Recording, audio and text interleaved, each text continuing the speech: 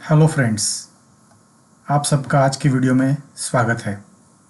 आज हम ग्रामर का सबसे पहला टॉपिक यानी पार्ट ऑफ स्पीच सीखने जा रहे हैं। पार्ट ऑफ स्पीच यानी शब्दभेद। हर वाक्य में, हर सेंटेंस में अलग अलग शब्द होते हैं और उन शब्दों को अलग अलग वर्गीकृत किया गया है। उनके कुछ नाम रखे गए हैं और उन्हीं नामों को हम कहते हैं पार्ट ऑफ स्पीच यानी कि शब्दभेद। आइए आगे इस वीडियो में हम देखते हैं अलग अलग पार्ट ऑफ स्पीच कौन कौन से हैं। आइए देखते हैं पार्ट ऑफ स्पीच यानी शब्दभेद। सबसे पहला पार्ट ऑफ स्पीच है नाउन। नाउन यानी कि संज्ञा या नाम। दूसरा है प्रोनाउन यानी सर्वनाम। तीसरा है वर्ब यानी क्रिया। चौथा है एडजेक्टिव यानी विशेषण। पांचवा है एडवर्ब यानी क्रिया विशेषण।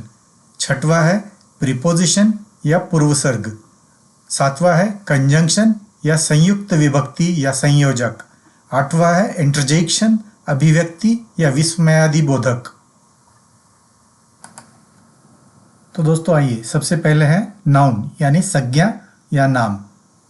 नाउन का डेफिनेशन है words for people, places, things और आइडियाज। ऐसे शब्द जो व्यक्ति, स्थान, वस्तु या विचार को दर्शाते हैं उन्हें हम नाउन कहते हैं।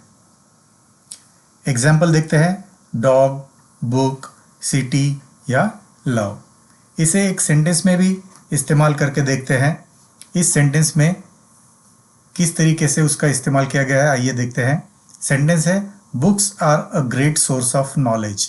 Books are a great source of knowledge यानी किताबें ज्ञान का एक बड़ा स्रोत होती है।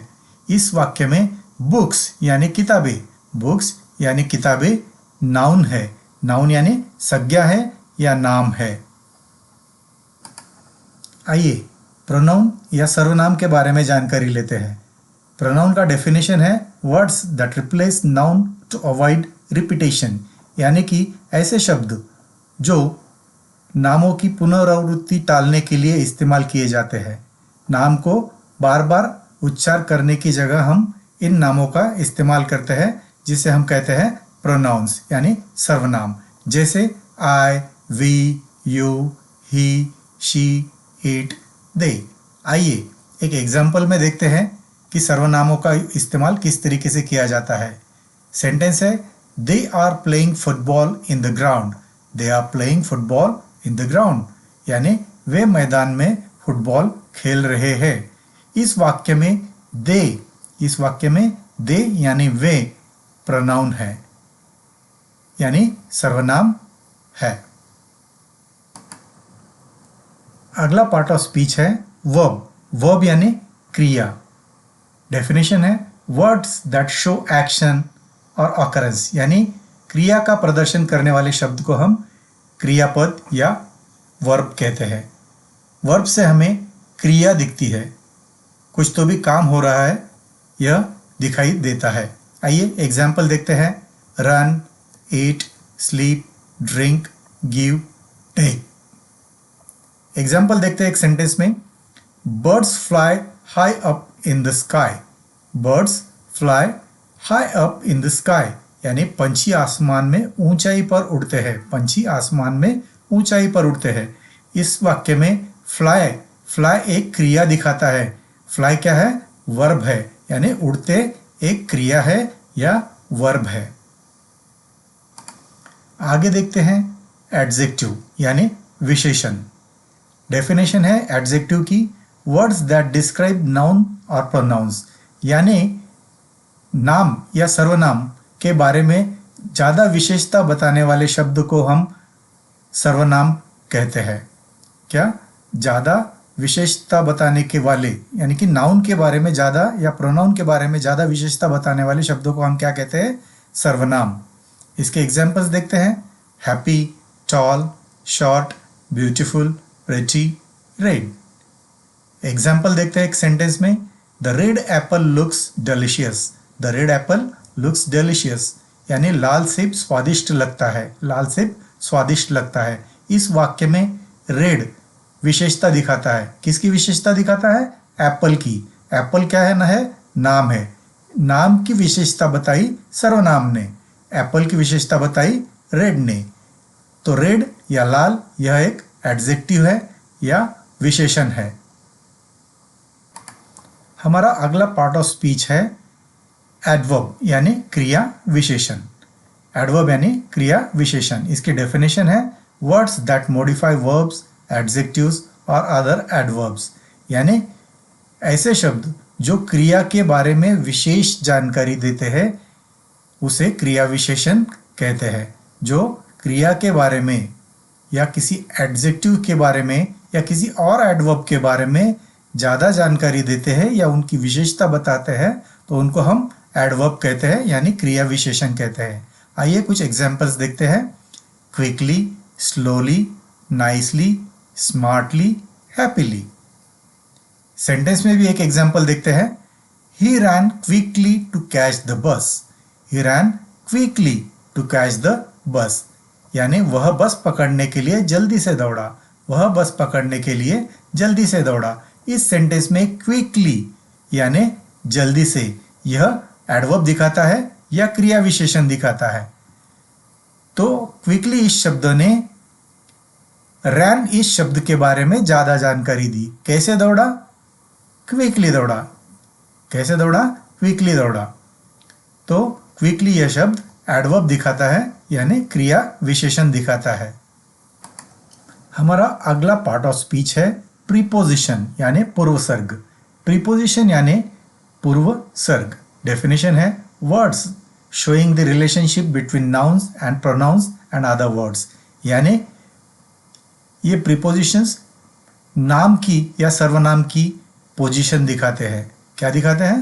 पोजीशन दिखाने वाले शब्द को हम कहेंगे प्रीपोजिशन। किसकी पोजीशन दिखाते हैं ये? नाम, सर्वनाम या किसी और शब्द की पोजीशन दिखाते हैं उस वक्त उस वाक्य में। आइए कुछ एग्जाम्पल्स देखते हैं। In, on, near, under, with, to, from, at. एक सेंटेंस भी देखते हैं इस वाक्य का।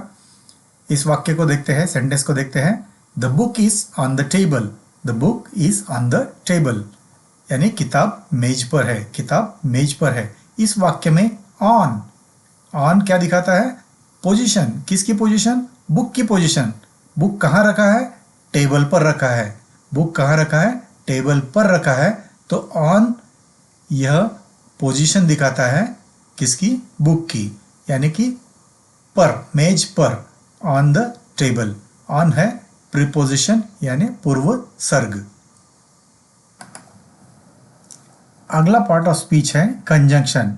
कंजंक्शन यानी संयुक्त विभक्ति या संयोजक।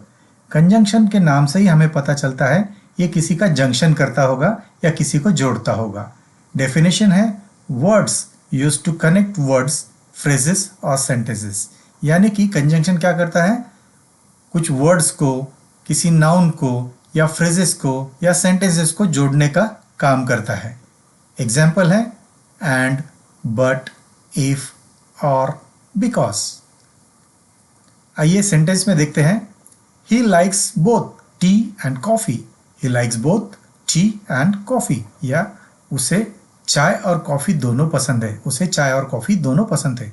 इस वाक्य में टी और कॉफी इसको जोड़ने का काम किया है एंड ने। टी और कॉफी को जोड़ने का काम किसने किया है? एंड ने, यानी एंड या और। ये क्या है? कंजंक्शन। यह है कंजंक्शन। एंड क्या है? कंजंक्शन। हमारा आज का आखिरी पार्ट ऑफ स्पीच है इंटरजेक्शन यानी अभिव्यक्ति या विस्मयादि बोधक। इंटरजेक्शन का डेफिनेशन है वर्ड्स एक्सप्रेसिंग स्ट्रॉन्ग इमोशन और सरप्राइज, यानी कि ऐसे कोई शब्द जो अचानक आने वाली भावना या आश्चर्य व्यक्त करते हैं। ऐसे शब्द जो अचानक आने वाली भावना या आश्चर्य को व्यक्त करते हैं। एग्जाम्पल है वाओ, आउच, ओह, आह, उप्स।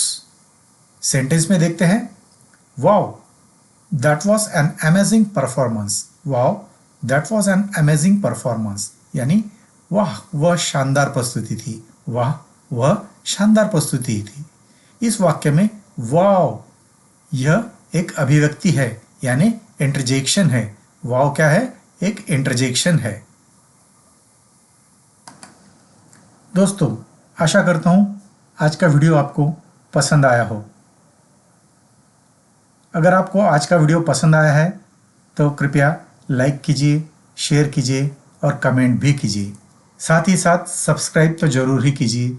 सब्सक्राइब करने से हमारे आगे आने वाले वीडियोस आपको अपने आप दिखाई देंगे। धन्यवाद। नमस्कार।